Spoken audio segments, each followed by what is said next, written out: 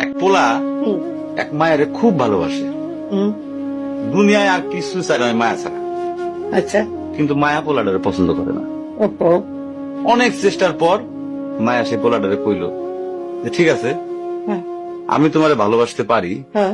আমার একটা জিনিস এনে দিতে হবে। কি রে? পোলাটা তখন কইল যে তোমারে পাওয়ার লিগা আমি দুনিয়ার যে কোনো জায়গা থেকে যে কোনো জিনিস এনে দিতে পারি। হ্যাঁ, হ্যাঁ। মায়েরা তখন কইল তুমি তোমার মায়ের কইলজাটা আমার আইনা দাও।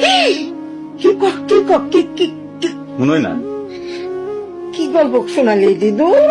পোলা তখন দৌড়াইতে দৌড়াইতে তার মায়ের কাছে গেল, হ্যাঁ, মারে যায় কইল হ্যাঁ, মা আমি একটা মায়েরে ভালোবাসছি, আমি তারে ছাড়া বাঁচিনি, হ্যাঁ। কিন্তু ওই মায়া আমার একটা জিনিস নিয়ে যাইতে কইছে, সেটা হলো তোমার কলিজা।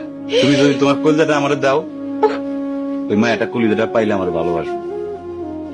মা তখন কইল তুই আমার একমাত্র বুকের ধন, তোর সুখের জন্য আমি সবকিছু করতে পারবো। পরে মা বুকটা ফাইরা কলিজাটা বাইর করে পোলার হাতে দিল। আরে মা।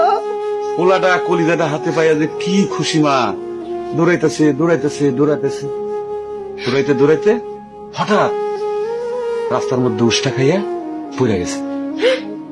হাতের কলিজাটা হাতের থেকে ছুইটা রাস্তার মধ্যে পড়ছে। তখন মায়ের কলিজাটা কইতেছে ব্যথা পাইছো বাজান?